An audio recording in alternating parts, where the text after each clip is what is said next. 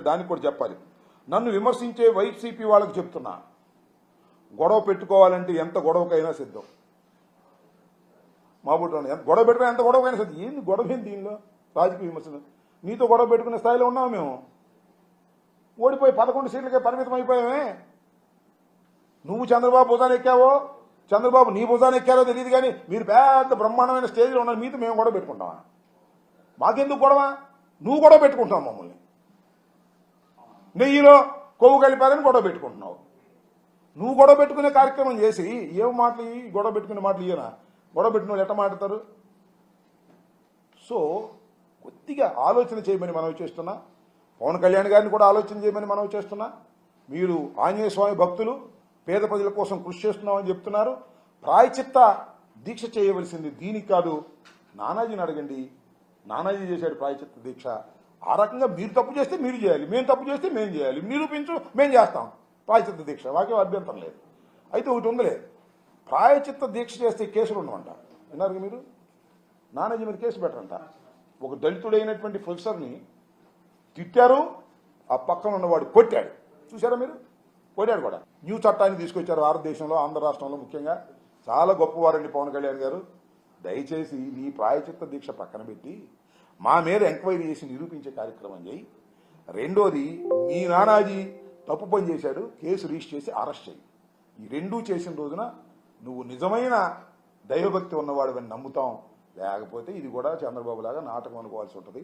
దయచేసి ఆలోచించమని గౌరవనీయులైన డిప్యూటీ సీఎం గారైన పవన్ కళ్యాణ్ గారు, అదేం షూటింగ్ అది, హరిహర వీరమల్లు షూటింగ్లో పాల్గొంటున్న మీకు నమస్కరించి వినయంగా ప్రార్థిస్తున్నాను. అయ్యా, ఈ కార్యక్రమాలు చేయండి తప్ప ఊరిని ఆవేశపడమాకండి. అదేమంటే దీక్షలో ఉండి కూడా మా మీద ఆవేశపడిపోతున్నారు. అసలు సరుకు లేనప్పుడు ఎక్కువ ఆవేశం వస్తుంది. నిజంగా నిరూపించే దమ్ముంటే ఆవేశం రాదు. ఆరోపణ కూడా విపరీతమైన ఆరోపణలు. ధర్మారెడ్డి గారి మీద ఆరోపణ, సుబ్బారెడ్డి గారి ఆరోపణ, మరి మా కరుణాకర్ రెడ్డి గారి మీద ఆరోపణ, జగన్మోహన్ రెడ్డి గారి మీద ఆరోపణ. అయినా మాకు ఆయనకి ఏం పెద్ద మాకేం కోపాలు లేవండి. కోపాలు లేకపోతే ఇదేం పని? ఎక్కడో మీకు అంతర్గతంగా ఏదో కక్ష పెట్టుకున్నారయ్యా. కక్షను వదిలేయండి. చంద్రబాబు వదలడుగా, మీరన్నా వదలండి.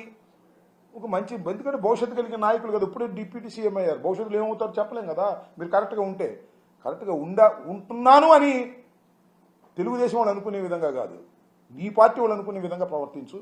సామాన్య ప్రజలు అనుకునే విధంగా ప్రవర్తించు. ఏదో ప్రకాష్ రాజు ఒక సలహా ఇస్తే ప్రకాష్ రాజు మీద ఆవేశపడిపోతే ఎట్టా చెప్పండి? నాకు అర్థం కాదు. అంటే నీకు ఎవరు సలహా ఇవ్వకూడదా? ఇస్తే ఊరుకోవా? ప్రకాష్ రాజుకి ఏమి సంబంధం, రాజకీయాలకు ఏమి సంబంధం ఉండాలని అనుకోవట్లేదు నేను.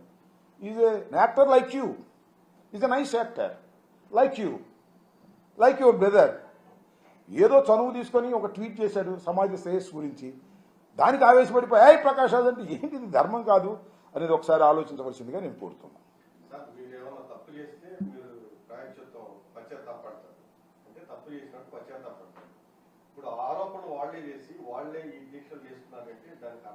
చెప్పా కిందగా హంగామా చేసిన ఆరోపణలో పసైనప్పుడు సౌండ్స్ ఎక్కువ మోగిస్తున్నారు. మంచి సింగర్ అయితే తక్కువ సౌండ్లో ఉంటుంది. నాలాంటోడు పాటలు పాడటం మొదలయ్యాడుకో దరువులు ఎక్కువ అవుతాయి. ఎందుకంటే సరుకు లేదు కాబట్టి.